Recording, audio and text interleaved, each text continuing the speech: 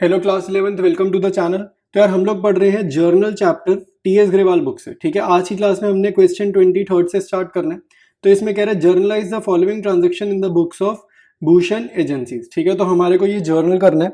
अब इसमें आप देखो क्या करेंगे, हम लोग कैसे कर रहे हैं भाई, हम लोग पढ़ रहे हैं कि पहले क्वेश्चन को हम डिस्कस करते हैं और उसके बाद इसकी जर्नल एंट्रीज रजिस्टर पर हम लोग सॉल्व करेंगे। ठीक है, तो पहले अगेन मैं सारे पार्ट डिस्कस कर दूंगा और फिर इसको सॉल्व करूंगा। तो फर्स्ट पॉइंट है received cash from Bharat 20,000 allowed him discount of 500। देखो इस क्वेश्चन में आपको बोल रहा है डिस्काउंट दिया। अब यहाँ पे क्वेश्चन साइलेंट है, क्वेश्चन में ये नहीं पता कि ये कौन सा डिस्काउंट है, ट्रेड डिस्काउंट है या फिर ये कैश डिस्काउंट है, ये नहीं पता। क्वेश्चन ने अपनी तरफ से तो नहीं लिखा ना allowed him trade discount of 500 या allowed him cash discount of 500। तो आप रिकॉग्नाइज कैसे करोगे, आपको ये समझना है कि जब भी कैश ट्रांजेक्शन होगी, ठीक है, अगर कैश ट्रांजेक्शन होगी, जैसे यहाँ लिख रहा है रिसीव्ड कैश, अगर कैश ट्रांजैक्शन होगी और क्वेश्चन आपका साइलेंट होगा तो हम मान के चलेंगे वो क्या है, कैश डिस्काउंट है। और कैश डिस्काउंट के केसेस में आपको जर्नल एंट्री में डिस्काउंट अकाउंट को ओपन करना है। ठीक है, डिस्काउंट अकाउंट जर्नल एंट्री में डेबिट या क्रेडिट होता हुआ दिखना चाहिए। ठीक है, वही होता है कैश डिस्काउंट। ट्रेड डिस्काउंट क्या होता था, ट्रेड डिस्काउंट जस्ट इससे पिछला क्वेश्चन मैंने ट्रेड डिस्काउंट को सॉल्व कराया है। उसमें क्या करते थे कि जो भी हम जर्नल करते थे वहां पे डिस्काउंट अकाउंट ओपन नहीं करते थे, यहाँ पे डिस्काउंट अकाउंट ओपन नहीं करते थे और कैलकुलेशन ओरली करते थे। ठीक है, आप पिछला क्वेश्चन देखो, अगर आपको नहीं आता ट्रेड डिस्काउंट पिछला क्वेश्चन देखो, उसके बाद ये वाला क्वेश्चन देखोगे तो और अच्छे से समझ आएगा, क्योंकि ये क्वेश्चन जो है कैश डिस्काउंट के ऊपर है और पिछला क्वेश्चन जो था वो ट्रेड डिस्काउंट के ऊपर था। तो अभी कैश डिस्काउंट रिकॉग्नाइज करने का मैंने तरीका बता दिया। क्या तरीका है, कैश ट्रांजेक्शन। ठीक है, कैश ट्रांजेक्शन में ही आपको पैसा मिलेगा या पैसा दोगे और वहीं पर आपको डिस्काउंट अकाउंट ओपन करना है। तो यहाँ पे कैश डिस्काउंट है। सेकंड पॉइंट में देखो receive from Vikas 35,000 by cheque allowed him discount of 750। तो यहाँ पर भी देखो क्वेश्चन साइलेंट है, लेकिन क्योंकि चेक वर्ड लिखा मतलब ये बैंक अकाउंट ओपन होगा जर्नल में और कैश ट्रांजेक्शन मानेंगे, पैसा आ रहा है, तो इसका मतलब ये भी क्या है, कैश डिस्काउंट है। और कैश डिस्काउंट मतलब जर्नल एंट्री में डिस्काउंट अकाउंट ओपन हमें करना है।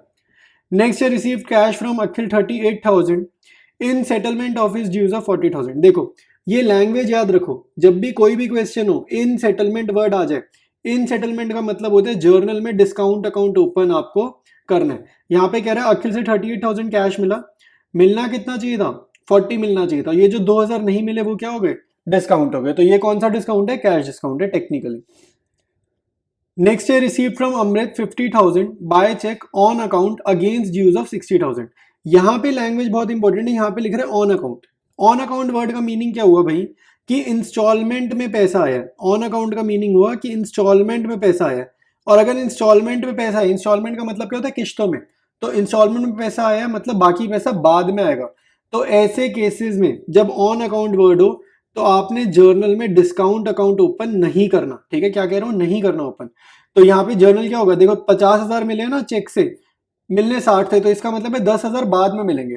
तो अभी जो जर्नल एंट्री करेंगे वो क्या करेंगे, bank account debit to Amrit 50,000 rupees. ठीक है, 10,000 का डिस्काउंट वगैरह नहीं है, वो बाद में आ जाएगा पैसा।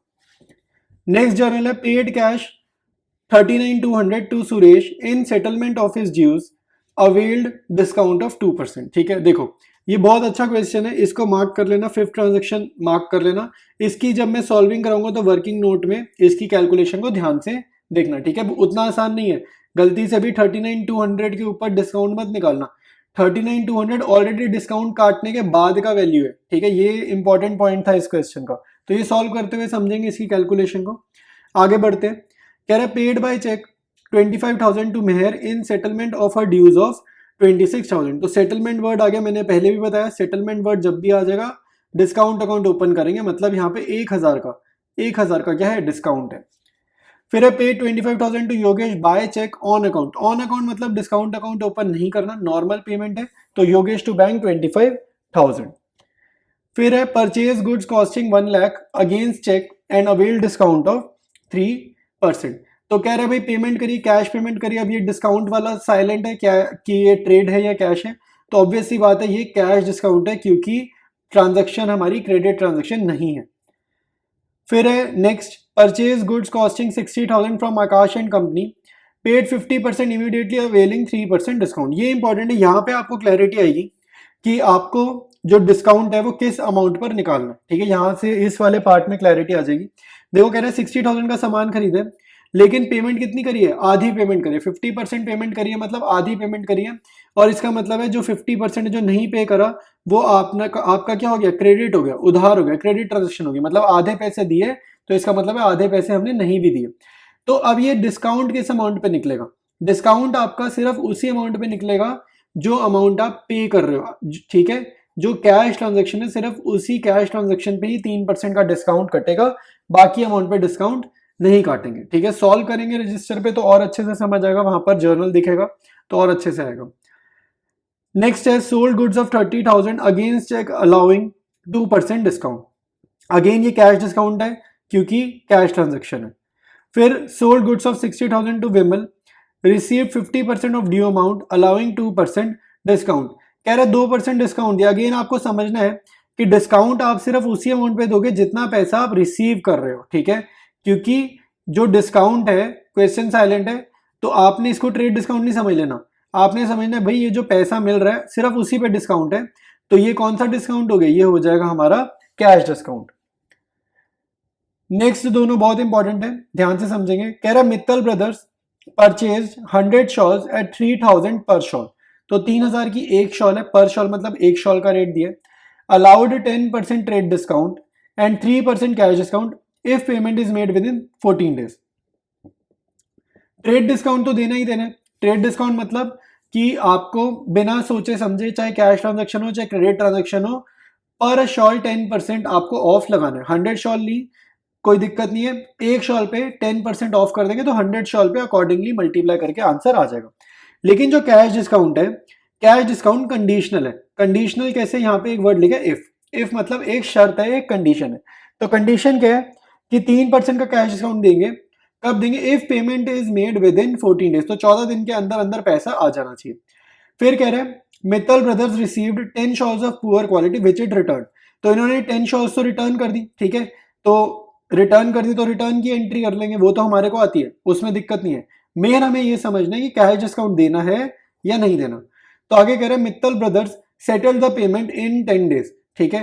तो इन्होंने 10 दिन में पेमेंट कर दिया। अब आप खुद सोचो कंडीशन क्या है कि विद इन 14 डेज पेमेंट करेंगे तो डिस्काउंट देंगे, बट इन्होंने पेमेंट कर दी 10 डेज में। तो आप ये सोचो हम डिस्काउंट देंगे या नहीं देंगे, ठीक है। तो इन्होंने पेमेंट टाइमलाइन के अंदर ही करी है ना, तो हम लोग डिस्काउंट देंगे, ठीक है, क्योंकि 10 डेज के 14 डेज के अंदर है, तो यानी कि कैश डिस्काउंट भी हमारे को देना है।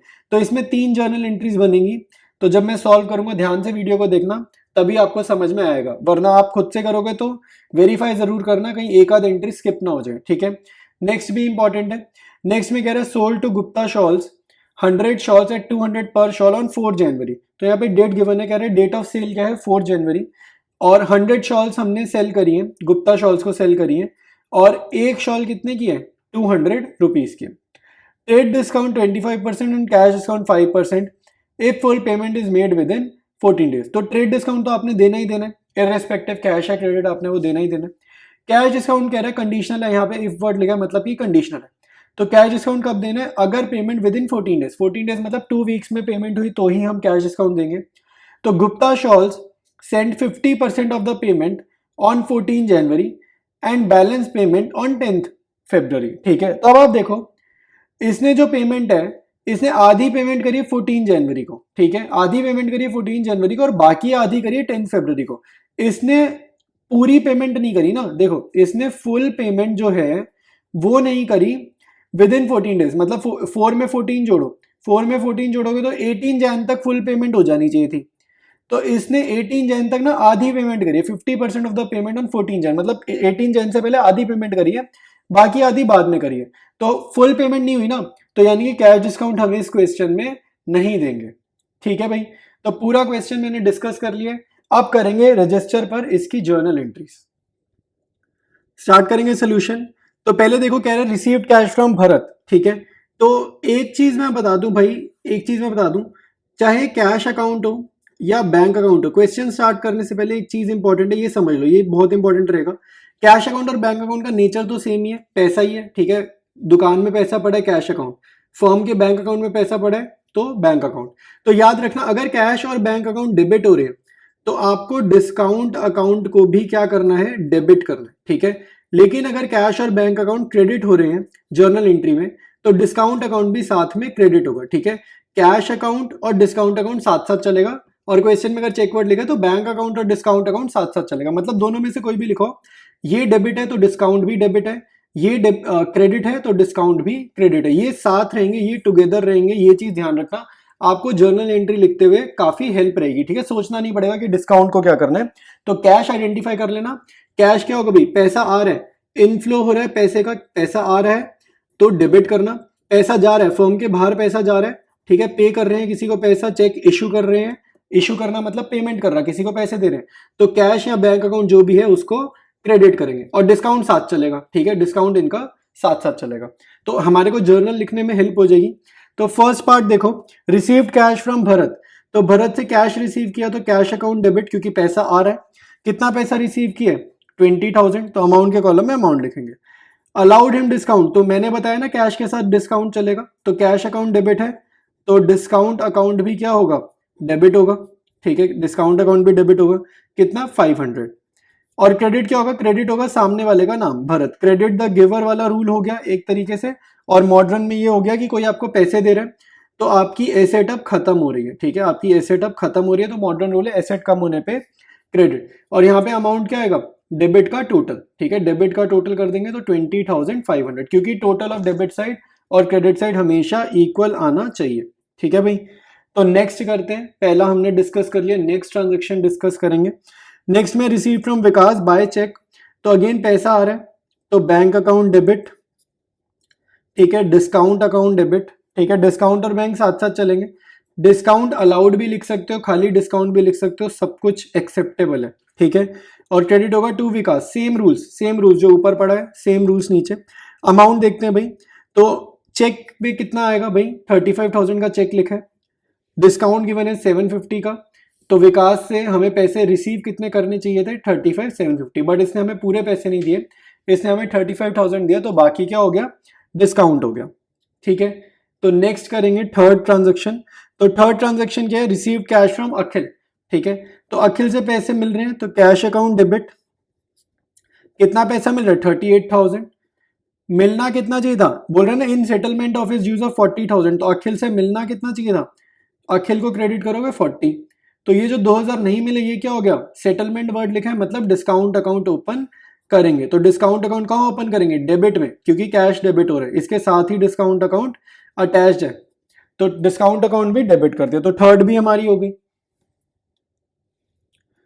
फोर्थ पॉइंट है receive from Amrit 50,000 by cheque on account against dues of 60,000, तो ऑन अकाउंट वर्ड में मैंने आपको बताया ऑन अकाउंट जब भी होगा डिस्काउंट अकाउंट ओपन नहीं करना है, ठीक है। तो चेक मिल रहा है तो बैंक अकाउंट डेबिट करेंगे, ठीक है, और 2 कर देंगे अमृत, ठीक है, और अमाउंट के कॉलम में उतना ही अमाउंट लिखेंगे जितना आपको एक्चुअली में चेक मिल रहा है 50,000। 60 मत लिखना, 60 लिखोगे वो गलत होगा, वो तो टोटल था, अभी कितना मिल रहा है 50 मिल रहा है, तो उतना ही अमाउंट आपको यहाँ पर लिखना है। देखो भाई फिफ्थ इंपॉर्टेंट है, फिफ्थ में कह रहा है paid cash 39,200 to Suresh in settlement of his dues avail discount of 2%। देखो जर्नल लिखते हैं, अच्छा तो पेड कैश है ना, तो पेड कैश है तो मतलब कैश अकाउंट क्या होगा, क्रेडिट होगा, कैश अकाउंट होगा क्रेडिट होगा, और डिस्काउंट अकाउंट कैश के साथ चलेगा तो डिस्काउंट भी क्या होगा, क्रेडिट ही होगा। और तो डेबिट क्या होगा भाई, डेबिट होगा जिसको हम पैसा दे रहे हैं, तो सुरेश को करेंगे डेबिट। अब रीजंस भी सुन लो, पैसा आउटफ्लो है क्रेडिट, डिस्काउंट साथ है, रिसीव हो रहा है क्रेडिट, और इनकम एंड गेन वाला रूल लगेगा। और सुरेश डेबिट क्यों हो रहा है भाई, हम किसी को पैसा कर रहे हैं तो अपना कर्जा ही चुका रहे होंगे, अगर हम आज किसी को पेमेंट कर रहे हैं तो अपना कर्जा ही चुका रहे होंगे, तो लाइबिलिटीज कम होने पे क्या होती है, डेबिट होती है। अमाउंट्स के कॉलम में क्या अमाउंट लिखेंगे भाई, पेड कैश, तो कैश के सामने अमाउंट आएगा, ये कैश के सामने जाएगा 39,200, क्योंकि क्वेश्चन में बोला पेड, पेड वर्ड इसके साथ होता है ना, वो कैश अकाउंट के सामने अमाउंट जाएगा, पेड मतलब कैश अकाउंट के सामने क्या अमाउंट जाएगा। अब उसने बोला कैश इतना जाएगा, डिस्काउंट मिला है 2%, लेकिन जो 2% आपको डिस्काउंट मिला है ना, तो परसेंटेज जो डिस्काउंट मिला है वो किसका मिला है, जितना आइडियली मेरे को सुरेश को देना था। तो आइडियली सुरेश को कितना देना था मेरे को पता नहीं है, तो वहां मैंने लिख लिया x, तो डिस्काउंट कितना होगा, इस x का ही 2% होगा, ठीक है। तो ये जो 2% ऑफ x है वो मेरे को यहां लिखना था, ठीक है, तो ये अमाउंट आने थे। बट अब दिक्कत क्या हो रही है, जर्नल में एक्स वगैरह थोड़ी लिखेंगे, ये तो मैं समझा रहा हूँ, ठीक है, ये तो मैं आपको समझा रहा हूँ। यहाँ पे एक्स की जगह क्या लिखेंगे, वैल्यू लिखेंगे, और 2% ऑफ एक्स भी कैलकुलेट करके वो वैल्यू यहाँ पर लिखेंगे। तो मीनिंग ये है कि जितना भी अमाउंट देना था उसमें से 2% काटा है और वो 2% काट कर अमाउंट आया है 39,200 जो हमने एक्चुअली में पे करा। तो अब इसकी जरा एक इक्वेशन बनाते हैं और इक्वेशन बनाने के बाद यहाँ पर वैल्यूज रिप्लेस करेंगे। तो ये मैंने इक्वेशन बना दी है, x minus 2% of x is equal to 39,200। ये ड्यू अमाउंट था जितना हमें पे करना था, उसमें से 2% डिस्काउंट काटा और डिस्काउंट कटने के बाद वाला अमाउंट आपको क्वेश्चन में गिवन है, ठीक है।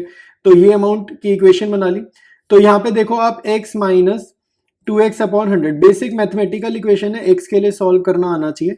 एलसीएम लेंगे, इसके नीचे x के नीचे कुछ नहीं लिखा, 1 लिखा है, डिनोमिनेटर 100 बनाएंगे, तो डिनोमिनेटर सेम हो गया तो ज्वाइन कर देंगे 100 पे। 100x minus 2 is 98x is equal to 39200, ठीक है।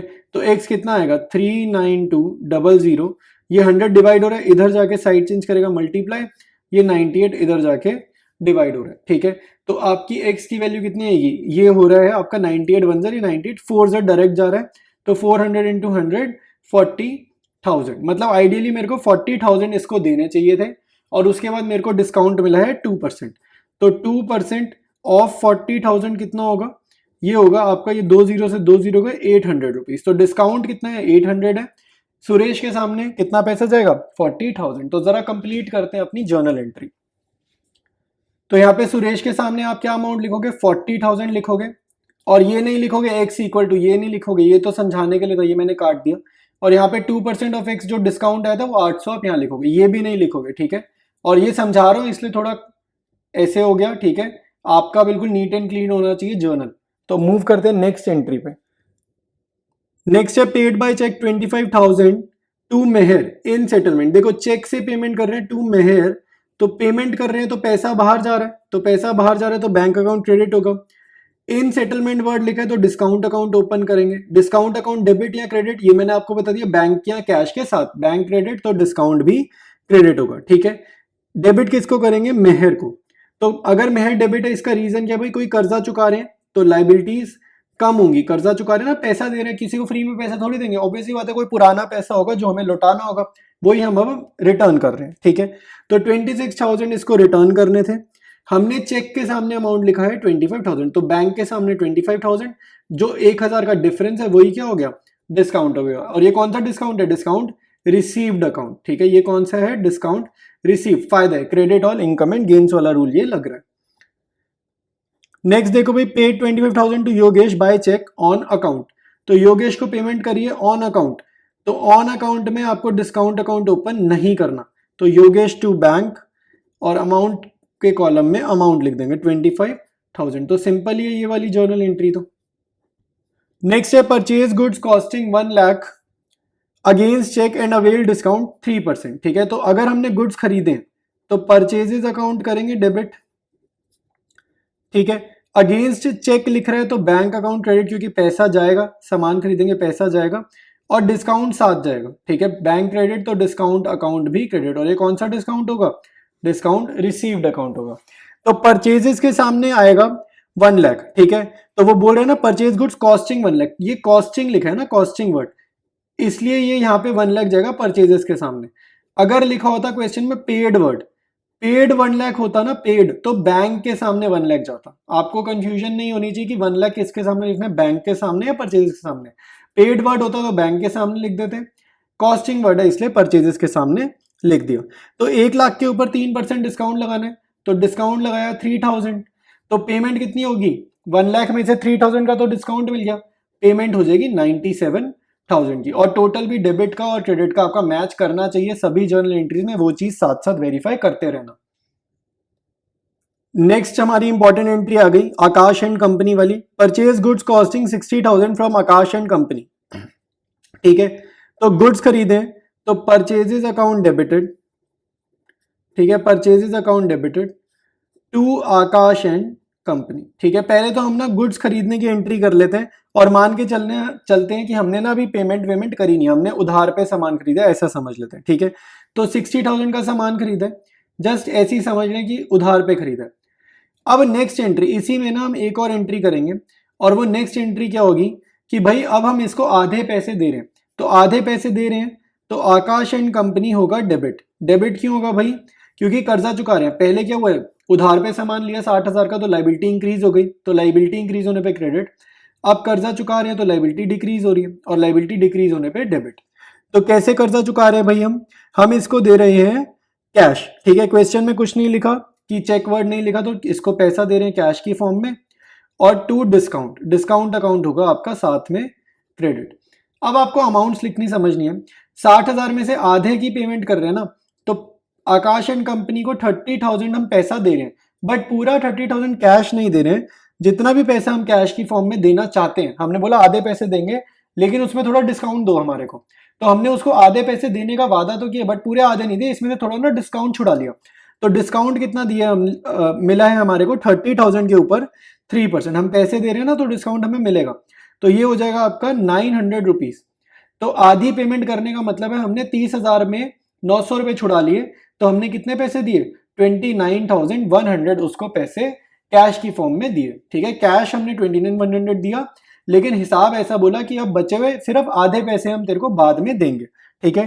तो ये इसका मीनिंग है। एंट्रीज कैसे करी हमने? पहले एज्यूम किया 60,000 की क्रेडिट ट्रांजेक्शन, और इस 60 में से आधे का हिसाब किताब कैश की फॉर्म में कर दिया। नेक्स्ट है sold goods of 30,000 against cheque allowing 2% discount. तो सेल्स कर रहे हैं तो सेल्स अकाउंट होगा क्रेडिट, अगेंस्ट चेक है तो बैंक अकाउंट होगा डेबिट, ठीक है। और बैंक के साथ ही डिस्काउंट चलेगा, ये भी हमें अब तो याद ही हो गया करते करते। तो डिस्काउंट अकाउंट भी क्या हो जाएगा? डेबिट हो जाएगा, ठीक है। बैंक भी डेबिट, डिस्काउंट भी डेबिट, सेल्स क्रेडिट, क्योंकि क्रेडिट और इनकम एंड गेन्स वाला रूल लग रहा है, ठीक है। तो sold goods of 30,000 against cheque, तो गुड्स की वैल्यू कितनी है? 30,000, ठीक है। 2% का डिस्काउंट है, तो 2% इंटू 30,000, ठीक है। तो ये कितना हो गया भाई? ये हो जाएगा 600। तो चेक कितना होगा? 30,000 की सेल्स करी, 600 रुपए का हमें डिस्काउंट देना पड़ गया, तो 29,400 का हमारे को चेक मिला होगा। नेक्स्ट देखेंगे भाई 11th, कह रहे sold goods of 60,000 to Vimal, received 50%, ठीक है। आधी पेमेंट मिली, आधी नहीं मिली, तो जितनी पेमेंट मिली उतने पे ही हमारे को ऐसा करना है कि कैश डिस्काउंट देना है। तो पहले मान के चलते हैं कि एक भी पैसा नहीं मिला, हमने नॉर्मल क्रेडिट सेल्स की एंट्री पास करी, विमल टू सेल्स 60,000। उसके बाद बंदे ने बोला कि भाई मैं तुम्हारे को आधे पैसे अभी देना चाहता हूं, अभी के अभी हाथ के हाथ। तो अभी आधे पैसे देना चाहते हैं, ठीक है। और आधे पैसे कैसे दे रहे? क्वेश्चन में कुछ नहीं लिखा, तो कैश दे रहा है। तो आधे पैसे का मतलब ये नहीं कि 30,000, हमने बोला यार चल तू पैसे अभी दे रहा ना, तो हमने उसको बोला कि पैसे तू अभी दे दे, हम तेरे को थोड़ा डिस्काउंट दे देंगे। तब जाके ये बंदा राजी हुआ, इसने बोला मैं आपको आधे पैसे दे देता हूँ। तो जब ये आधे पैसे देगा तो एग्जैक्ट 30,000 कैश की फॉर्म में नहीं देगा, जब 30,000 अपनी जेब से निकालेगा तब डिस्काउंट मांग लेगा, तो कैश ये थोड़ा सा ना कम ही देगा। तो कैश अकाउंट डेबिट, तो कैश डेबिट है तो डिस्काउंट अकाउंट भी आपको साथ में डेबिट करना है, और क्रेडिट करेंगे विमल। तो विमल हिसाब किताब तो कह रहा है आधे पैसों का खत्म करो, कि मैं आधे पैसे दे रहा हूं, हिसाब किताब आधे पैसों का खत्म करो, बट रियलिटी में ये पूरे आधे पैसे नहीं देने वाला। तो ये कितना डिस्काउंट मांग रहा है? तो 50% पेमेंट दे रहा है, जितनी पेमेंट दे रहा है उसके ऊपर इसने 30,000 दे रहा है, तो इसके ऊपर इसने कितना डिस्काउंट ले लिया? 2% का डिस्काउंट ले लिया। तो 30,000 का 2% हो जाएगा 600। तो रियलिटी में इसने पे कितना करा है? 29,400। तो अब इससे हम कितने पैसे मांगेंगे? 30,000 मांगेंगे, क्योंकि इसने 30,000 से हिसाब क्लियर कर दिया, बट रियलिटी में कैश 29,400 दिया, कैश 30,000 नहीं दिया। तो फ्यूचर में इससे पैसे कितने लेंगे? 30,000 ही लेंगे, क्योंकि अकाउंट 30,000 से क्लियर हुआ है। देखो भाई नेक्स्ट है Mittal brothers purchase 100 shawls at 3,000 per shawl, ठीक है। देखो एक तो चीज ये समझो, मित्तल ब्रदर्स ने परचेजेस करी है, ठीक है। मैं साथ साथ थोड़ा समझा रहा हूं, इन्होंने परचेजेस करी है, तो आपको ये समझना आना चाहिए कि हम लोग कौन है। हम लोग, हमारी फर्म का नाम क्या है? हमारी फर्म का नाम है भूषण एजेंसी, ठीक है। क्वेश्चन की टॉप लाइन में लिखा है, एंट्रीज जहां से स्टार्ट हो रही है उससे ऊपर लिखा है, फर्स्ट पॉइंट के ऊपर लिखा है हम लोग कौन है? भूषण एजेंसी। तो मित्तल ब्रदर्स ने अगर सामान खरीदा है तो हमने क्या करा है? हमने सामान बेचा है। तो हमारी बुक्स में जर्नल एंट्री में क्या आएगा? सेल्स अकाउंट आएगा, सेल्स अकाउंट क्रेडिट होगा पहली जर्नल एंट्री में। एक तो ये बात समझनी है। अब शॉल की वैल्यू क्या है भाई? उसने बोला 100 शॉल इनको हमने बेची, ठीक है, 100 शॉल्स बेची, लेकिन एक शॉल कितनी है? 3,000 पर शॉल, 3,000 पर शॉल, ठीक है। तो अब यहां पर आपको कह रहा था, इसने आगे बोला है कि ट्रेड डिस्काउंट लगाओ, ट्रेड डिस्काउंट लगा दो 10%। तो ट्रेड डिस्काउंट 10% और कैश डिस्काउंट भी बोल रहा है, बट कैश डिस्काउंट बाद में देंगे जब पेमेंट आएगी। तो अभी के लिए ट्रेड डिस्काउंट लगाएंगे, और क्वेश्चन में पहले समझा चुका हूं, एक बार वहां जाकर देखो अगर सीधा सोल्यूशन पर पहुंच गए तो, ठीक है, नहीं तो समझ में नहीं आएगा। एक बार क्वेश्चन देखो फिर यहाँ पे आंसर देखो। तो ट्रेड डिस्काउंट 10% है, तो 3000 की शॉल पर 10% का ट्रेड डिस्काउंट। ट्रेड डिस्काउंट क्या होता है भाई, ओरली कैलकुलेट होता है। तो 3000 का 10% हुआ 300, तो 3000 में से 300 हम माइनस करेंगे तो अमाउंट क्या आ जाएगा, 3000 में से अगर आप 300 माइनस करोगे तो अमाउंट क्या आएगा, 2700। तो यहाँ पर हमने मित्तल ब्रदर्स को सामान बेचा है, तो ये हमारे डेटर हो गए और फ्यूचर में इनसे पैसे मिलेंगे। कितनी कितनी शॉल्स हमने सेल की है, 100 शॉल्स। तो 100 शॉल्स मल्टीप्लाइड बाय ये क्या है, प्राइस ऑफ वन शॉल। 3000 में से ट्रेड डिस्काउंट हटा दिया तो 2700 इंटू 100, ठीक है। तो ये हमारे पे कितना आ जाएगा, 2,70,000। तो फर्स्ट जर्नल एंट्री आपकी क्या हो जाएगी, फर्स्ट जर्नल एंट्री आपकी होगी Mittal brothers debited to sales 2,70,000, 2,70,000 trade discount काटा है, ये ट्रेड डिस्काउंट हमने यहां से हटा दिया। इसके बाद नेक्स्ट देखो, कह रहा है Mittal brothers receive 10 shawls of poor quality which it returned. तो इन्होंने हमें कुछ सामान वापसी करा, तो पहली ट्रांजेक्शन में हमने इनको माल बेचा था, अब ये माल वापसी कर रहे हैं। तो जो फर्स्ट ट्रांजेक्शन में हुआ इसका बिल्कुल रिवर्स काम होगा नेक्स्ट ट्रांजेक्शन में। तो ये जो सेल्स हुई है इसको आप क्या करोगे, पहले क्रेडिट थी ना, आप डेबिट करोगे, लेकिन डेबिट करते हुए यहाँ पे एक रिटर्न वर्ड लिख देना, ठीक है। तो सेल्स रिटर्न अकाउंट डेबिटेड और क्रेडिट करोगे इसी मित्तल ब्रदर्स को, क्योंकि ये पहले डेबिट था। सेकेंड एंट्री पहली एंट्री की उल्टी एंट्री, रिवर्सल एंट्री, क्योंकि प्रोसेस भी उल्टा है, पहले सामान बेचा अब सामान वापसी आ रहा है। तो sales return debited to Mittal brothers. अच्छा अब अमाउंट समझ लो भाई, अमाउंट समझ लो, 10 शॉल्स ही वापसी कर रहे हैं, तो 10 multiplied by price of one. Price of one क्या है, 3000 माइनस 300 यानी कि 2700। तो गुड्स ये जो रिटर्न कर रहे हैं वो कितने रुपीस के रिटर्न कर रहे हैं, 27,000 के ये लोग गुड्स रिटर्न कर रहे हैं। अब आप ध्यान से सुनो, अब बहुत ध्यान से समझो, जब मैंने इनको उधार पे माल बेचा था, बहुत ध्यान से सुनना तभी समझ आएगा। पहली ट्रांजेक्शन में जब मैंने इनको उधार पर माल बेचा था तो मुझे इनसे कितना पैसा लेना था, 2,70,000 रुपीज इनसे लेने थे। अब जब इन्होंने कुछ सामान वापसी कर दिया तो जो सामान इन्होंने वापसी कर दिया उसका पैसा थोड़ी ये देंगे, आई बात समझ में, ये सामान ही उन्होंने हमें वापसी कर दिया, वो 27,000 रुपए इसके थोड़ी देंगे, ये तो गुड्स ही वापसी आ गए। तो अब मेरे को उनसे कितना पैसा रिसीव करना है, तो मैं यहाँ पे अपनी अंडरस्टैंडिंग के लिए लिख रहा हूँ अमाउंट टू बी रिसीव्ड अब कितना है, ये आपको निकालना है, ठीक है, समझने के लिए। पहले उनसे 2,70,000 लेना था, इसमें से 27,000 का सामान वापसी आ गया, तो 2,70,000 में से 27,000 आप सब्ट्रैक्ट करोगे तो ये पैसा अब हमारे को मित्तल ब्रदर्स से कलेक्ट करना है। तो ये कितना हो जाएगा, ये हो जाएगा 2,43,000। तो 2,43,000 अब हम लोग इन लोगों से मांगेंगे। तो ये क्या हुआ भाई, अब इन्होंने 10 दिन में पेमेंट कर दिए, क्वेश्चन में बोल रहे 10 दिन में पेमेंट कर दिए, तो पेमेंट कर दिए तो हम हमारे को यहाँ पे कैश अकाउंट लिखेंगे। थर्ड ट्रांजेक्शन में हम लिखेंगे भाई पैसा आ गया, कैश अकाउंट डेबिटेड, कैश के साथ ही डिस्काउंट कर देना क्योंकि कैश डिस्काउंट का क्वेश्चन है। तो डिस्काउंट कहाँ होगा, ऑब्वियसली डेबिट, क्योंकि कैश डेबिट है तो डिस्काउंट भी डेबिट होगा। और क्रेडिट क्या करेंगे, मित्तल ब्रदर्स, ठीक है भाई। अब आपको अमाउंट्स लिखने समझने, क्योंकि थर्ड ट्रांजेक्शन में अमाउंट्स लिखने में गलती नहीं होनी चाहिए।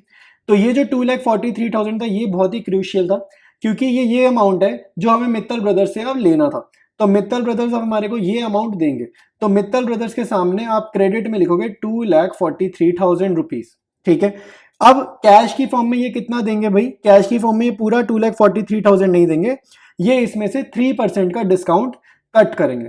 तो 3/100 इंटू 2,43,000 आप यहाँ पर कैलकुलेट करोगे, तो ये 2 जीरो से 2 जीरोस गई, तो ये कितना आ रहा है जरा निकाल लेते हैं, ठीक है। तो ये आ रहा है 7,290, तो डिस्काउंट आ गया 7,290।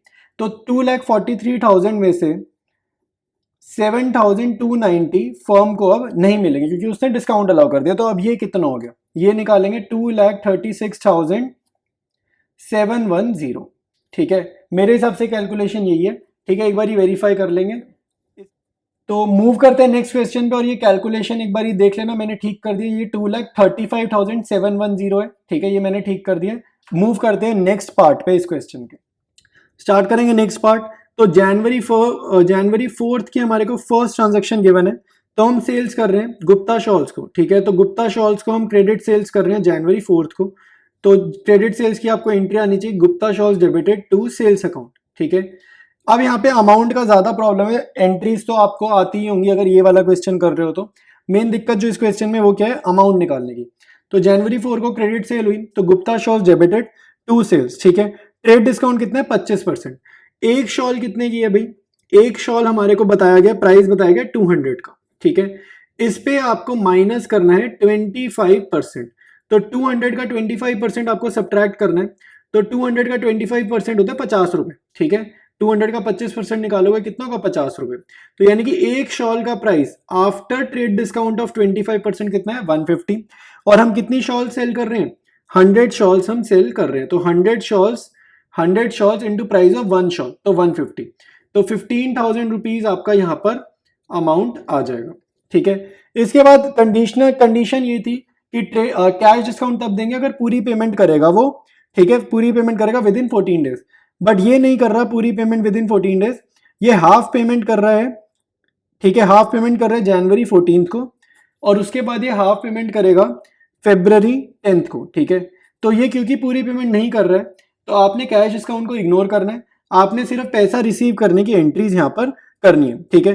तो पैसा रिसीव करेंगे तो क्या जर्नल होगा, cash account debited to Gupta shawls, ठीक है। जो जनवरी 14 को हम अमाउंट रिसीव कर रहे हैं, तो आधी अमाउंट हम रिसीव कर रहे हैं, क्वेश्चन में बोले 50%, तो 15,000 रिसीव करना था, तो 15,000 का आधा कितना हुआ, इसको मल्टीप्लाई कर लो 50/100 से, ठीक है। ये आप सॉल्व करोगे तो आपका आंसर आ जाएगा 7,500, ठीक है। तो आधी पेमेंट आ गई जैन 14 को, बाकी आधी पेमेंट आएगी फेब्रवरी 10 को, तो same entry with same amount यहाँ पे कॉपी पेस्ट कर देंगे, ठीक है। तो कैश अकाउंट डेबिटेड, ये रिमेनिंग आधी पेमेंट जो रिमेनिंग हाफ पेमेंट है उसके लिए हम यहाँ पर लिख रहे हैं cash account debited to Gupta shawls account, और अमाउंट के कॉलम में आप अमाउंट लिख दोगे 7,500, ठीक है भाई। तो क्वेश्चन हमारा कंप्लीट है, सारे पार्ट्स हमने डिस्कस कर लिए हैं, कोई भी डाउट्स आ रहे हैं नीचे कमेंट्स में लिखो, बाकी नेक्स्ट क्वेश्चन हम नेक्स्ट वीडियो से करेंगे। चैनल से पढ़ाई कर रहे हो, अच्छा लग रहा है भाई, वीडियो अच्छा लग रहा है, तो चैनल को अपने फ्रेंड्स के साथ शेयर करना है, ठीक है, चैनल को फ्रेंड्स से शेयर करना है, और आपने सब्सक्राइब नहीं करा है तो सब्सक्राइब भी याद से कर लेना। मिलते हैं हम लोग नेक्स्ट वीडियो में।